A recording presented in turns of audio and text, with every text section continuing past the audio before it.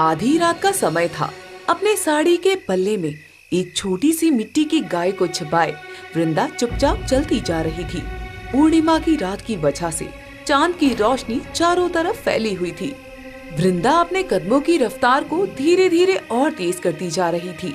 चलते चलते वृंदा एक आश्रम में पहुंच जाती है, जहां पर एक साधु बाबा हवन कुंड के आगे बैठकर तेज तेज मंत्र उच्चारण कर रहे होते हैं। वृंदा जल्दी से अपनी मिट्टी की गाय को हवन कुंड के एक तरफ रखती है और हाथ जोड़ते हुए बोलती है, आपने जैसा जैसा कहा था साधु बाबा, मैंने सब वैसा वैसा किया। अब इस मिट्टी की गाय का क्या करना है, आप ही मुझे बताएं। थोड़ा सा और धैर्य रखो। अब हम इस मिट्टी की गाय को अब एक चमत्कारी गाय में बदल देंगे, जिससे तुम्हारा पूरा जीवन परिवर्तित हो जाएगा। किसी गांव में वृंदा नाम की एक बहुत ही ज्यादा बूढ़ी महिला रहा करती थी। वृंदा के आगे पीछे उसकी देखरेख करने वाला कोई भी नहीं था। बेचारी को खुद ही इधर उधर लोगों के घरों में कामकाज करके अपना गुजारा करना पड़ रहा था। कभी उसे खाना मिल जाता तो कभी उसे भूखे ही सोना पड़ता था, पर इस बात की शिकायत वो कभी भी किसी से नहीं किया करती थी। हर सुबह की तरह आज भी सुबह वृंदा उठी और नहा धोकर उसने मंदिर में पाठ पूजा की, जिसके बाद वो अपने घर के छोटे मोटे कामों में लग गई। तभी उसके घर के दरवाजे पर कमला नाम की एक औरत आती है और आवाज लगाते हुए वृंदा से कहती है, अरे वृंदा काकी, कहाँ हैं आप? हाँ कमला बेटा, बोलो क्या काम है तुम्हें? अरे मैं ये कहने आई थी कि आज मेरे घर पर मेरी ननद के रिश्ते वाले आ रहे हैं, तो बहुत सारा काम है। अगर आप मेरे घर जाकर थोड़ा सा काम करवा दें तो बदले में मैं आपको 2 वक्त का खाना और थोड़े पैसे दे दूंगी। हाँ हाँ ठीक है, मैं आ जाऊंगी। ठीक है, तो आप समय से आ जाना।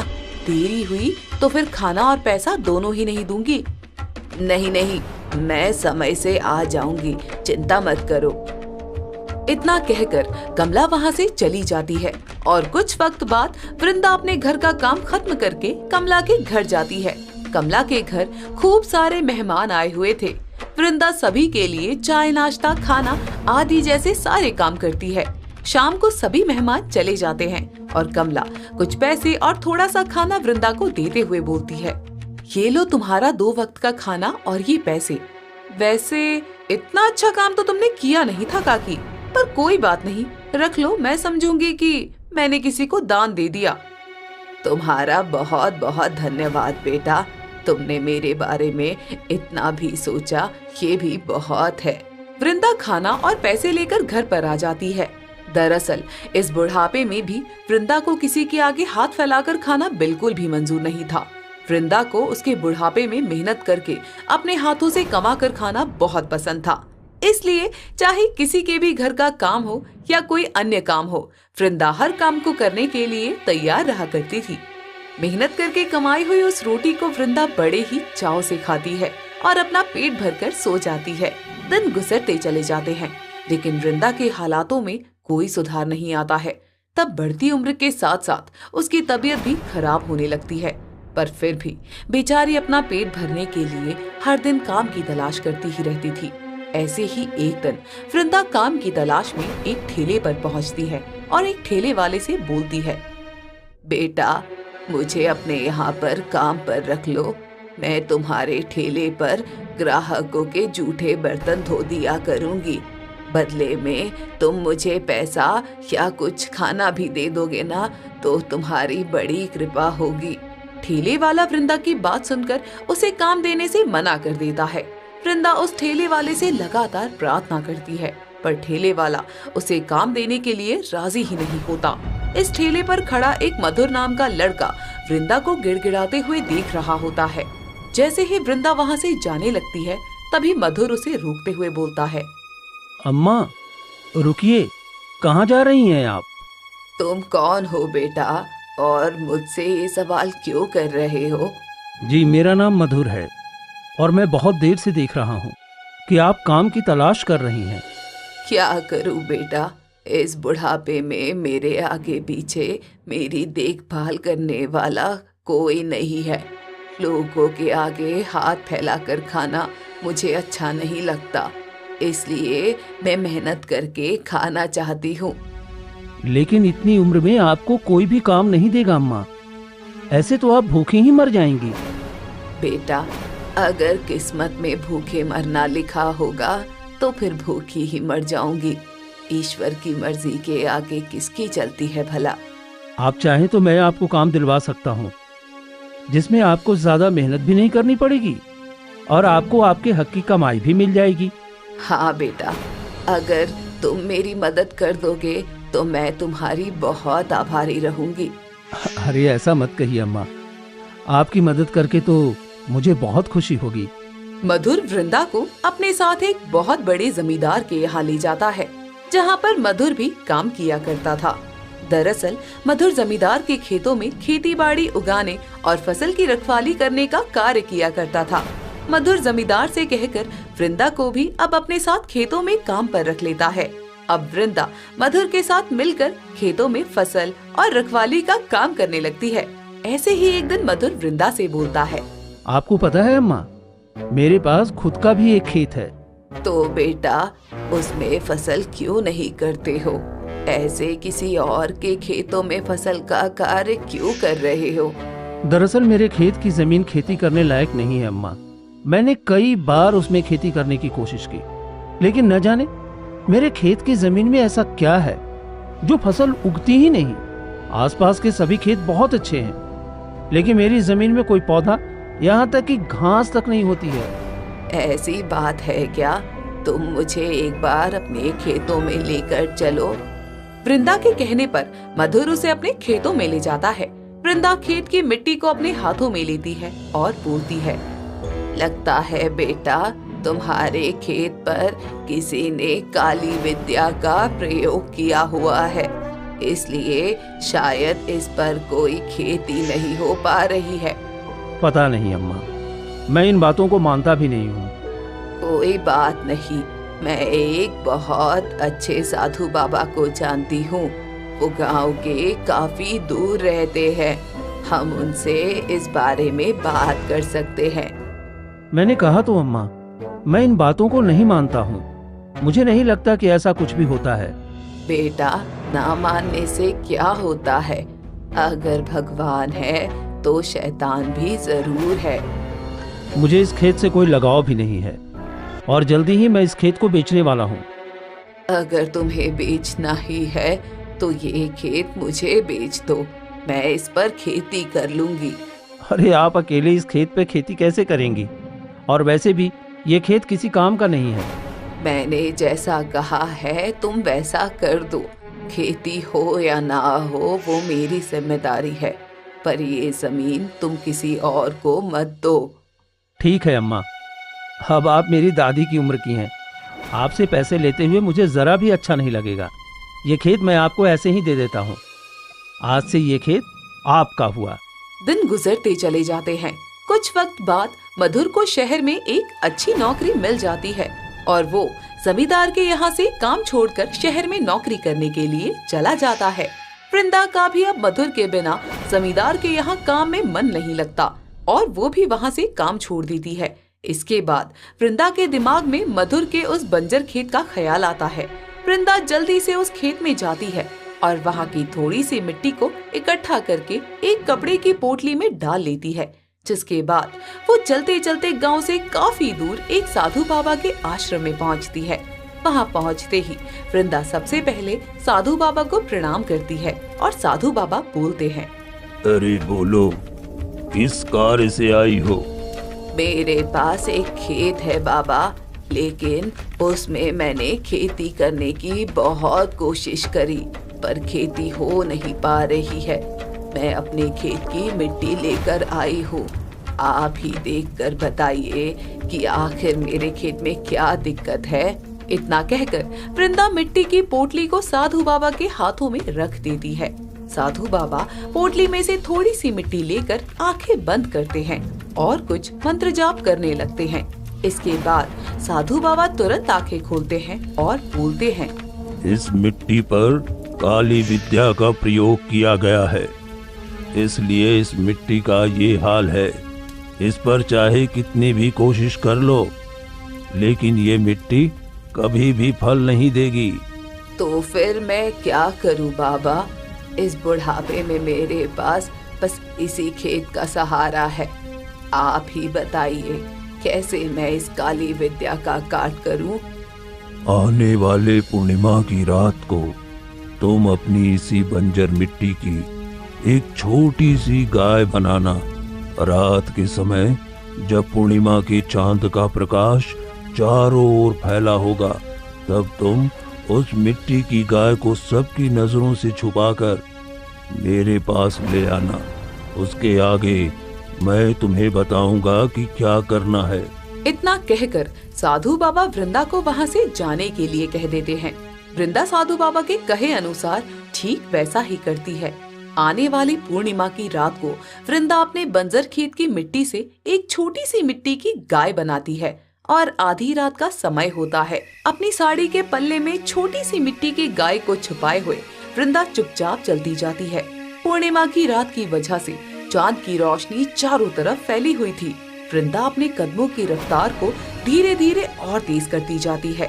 चलते चलते वृंदा साधु बाबा के आश्रम में पहुंच जाती है, जहां पर साधु बाबा हवन कुंड के आगे बैठकर तेज तेज मंत्र का उच्चारण कर रहे होते हैं। वृंदा जल्दी से अपनी मिट्टी की गाय को हवन कुंड के एक तरफ रखती है और हाथ जोड़ते हुए बोलती है, आपने जैसा जैसा कहा साधु बाबा, मैंने सब वैसा वैसा किया। अब इस मिट्टी की गाय का क्या करना है, आप ही मुझे बताएं। थोड़ा सा और धैर्य रखो। हम इस मिट्टी की गाय को अब एक चमत्कारी गाय में बदल देंगे, जिससे तुम्हारा पूरा जीवन परिवर्तित हो जाएगा। इतना कहकर साधु बाबा आंखें बंद कर वृंदा को भगवान का ध्यान करने के लिए बोलते हैं। लगातार कई घंटे तक मंत्र का उच्चारण चलता रहता है। ब्रह्म मुहूर्त का समय हो जाता है। साधु बाबा वृंदा को आंखें खोलने के लिए कहते हैं और जैसे ही वृंदा आंखें खोलती है तो उसके द्वारा लाई हुई मिट्टी की वो छोटी सी गाय अब वहाँ पर नहीं थी, बल्कि हवन कुंड में थोड़ा दूरी पर एक बहुत ही सुंदर सी सफेद रंग की गाय खड़ी हुई थी, जिसके गले में सोने की घंटी लटक रही थी। तभी साधु बाबा बोलते हैं, ये लो, ये है एक चमत्कारी गाय। इस गाय को तुम अपने इस खेत में ले जाओ। जैसे जैसे इस गाय के कदम उस खेत की मिट्टी को छुएंगे, उस काली विद्या का काट अपने आप हो जाएगा और वो खेत बंजर से खुशहाल हो जाएगा। आपका बहुत बहुत शुक्रिया बाबा जी। किंतु याद रहे, किसी को भी इस गाय के चमत्कार के बारे में पता नहीं चलना चाहिए। यदि ऐसा हुआ तो ये गाय उस इंसान की जान भी ले सकती है। लालच और छल से गाय पर कभी काबू नहीं पाया जा सकता है। साधु बाबा की बात सुनकर वृंदा चमत्कारी गाय को अपने साथ ले जाती है। अगली सुबह से वृंदा चमत्कारी गाय की मदद से खेत में जुताई करना शुरू कर देती है। जैसे जैसे वो गाय जुताई करके अपने कदम खेत की मिट्टी पर डालती है, वैसे वैसे ही बंजर मिट्टी एकदम बढ़िया मिट्टी में बदलने लग जाती है। सुबह से लेकर शाम तक की मेहनत से आखिरकार खेत में जुताई का काम पूरा हो जाता है। इसके बाद वृंदा मेहनत के साथ आगे की खेती का काम शुरू करती है। वृंदा खेत के साथ साथ उस चमत्कारी गाय का भी पूरा ध्यान रखती है। देखते ही देखते उस खेत में गेहूं की अच्छी खासी फसल लहलहाने लगती है। पहली फसल की कटाई के बाद वृंदा उस फसल को बेचकर अच्छे पैसे कमा लेती है और उस फसल का कुछ हिस्सा अपने लिए भी रख लेती है। एक लंबा वक्त गुजर जाता है और अब वृंदा के पास उस खेत के अलावा भी बहुत सारी जमीन थी। वो सारे खेतों में अपनी चमत्कारी गाय से ही खेती करवाया करती थी। ऐसे ही एक दिन जब मधुर शहर से अपने गांव आता है, तभी वो वृंदा से मिलने के लिए आता है। अब वृंदा के हालात पहले से काफी ज्यादा बदल चुके थे। ये सब देखकर मधुर हैरान हो जाता है। घर के बाहर चमत्कारी गाय मधुर को देख अपने गले की घंटी को तेज तेज बजाने लगती है। वृंदा बाहर आती है और मधुर को देखकर बोलती है, अरे मधुर बेटा, तुम यहाँ? हाँ माँ, तुमसे मिलने का बहुत मन हो रहा था, तो बस इसीलिए चला आया गांव। आओ आओ, घर के अंदर चलो। अम्मा, इतना बड़ा चमत्कार कैसे हो गया? आपका टूटा फूटा घर इतना अच्छा कैसे हो गया? इतना सारा पैसा आपके पास कैसे आया? बस ईश्वर की देन है बेटा। और ये गाय, ये क्या आपकी है? हाँ, ये मेरी अपनी गाय है बेटा, मैंने खरीदा है इसे। अरे, मुझे तो अपनी आंखों पर यकीन ही नहीं हो रहा है।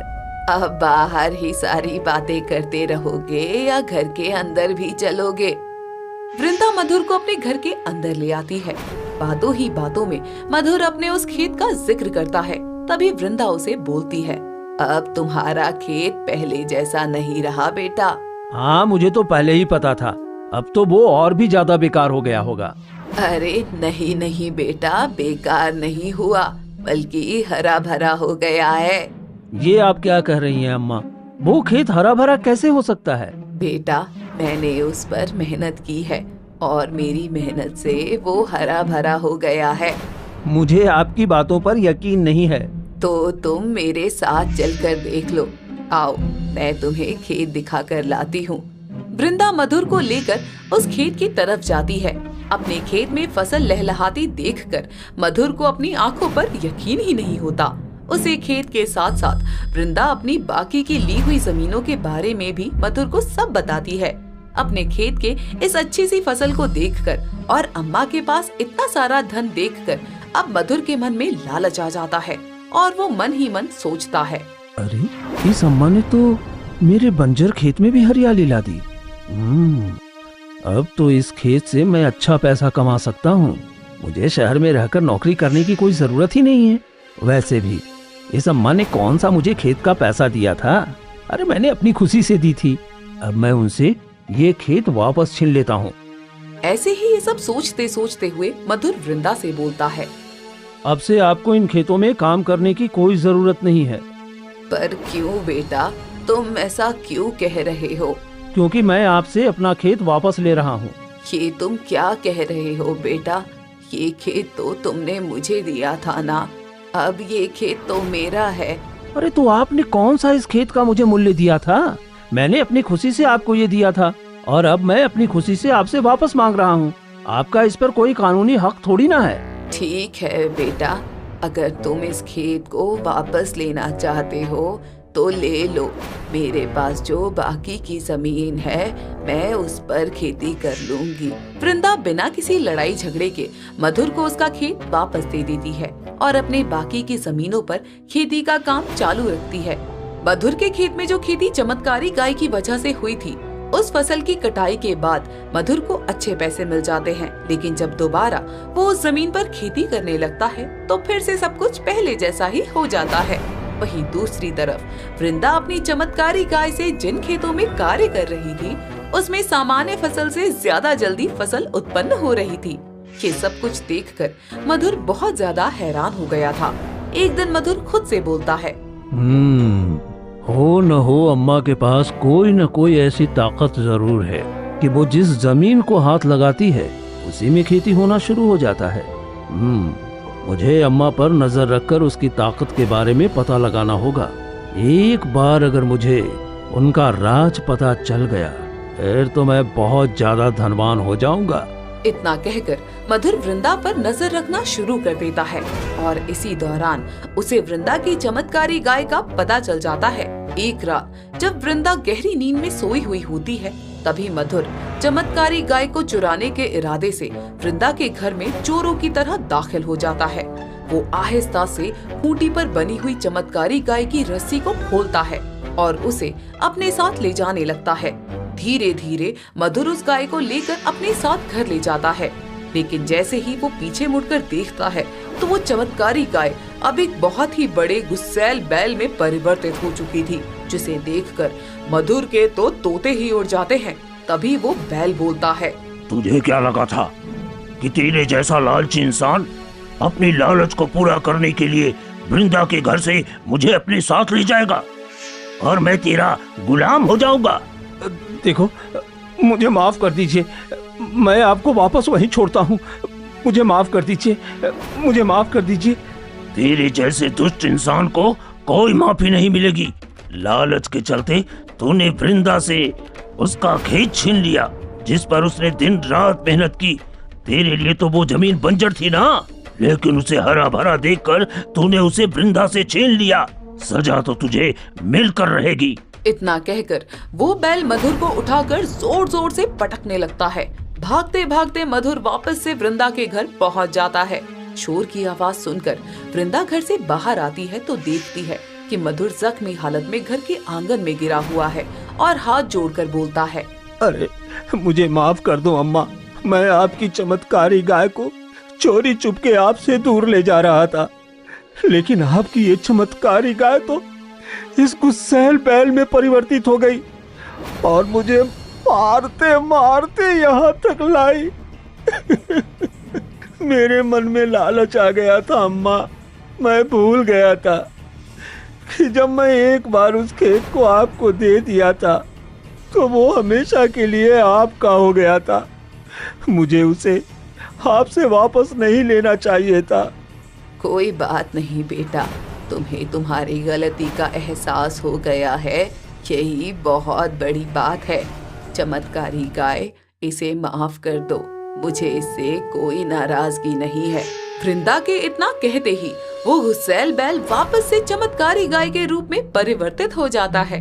वृंदा वापस से अपनी चमत्कारी गाय को खूंटे से बांध देती है। अगली सुबह मधुर फिर से शहर चला जाता है और जाकर अपना कार्य करने लग जाता है और हमेशा के लिए चमत्कारी गाय का राज एक राज ही बनकर रह जाता है।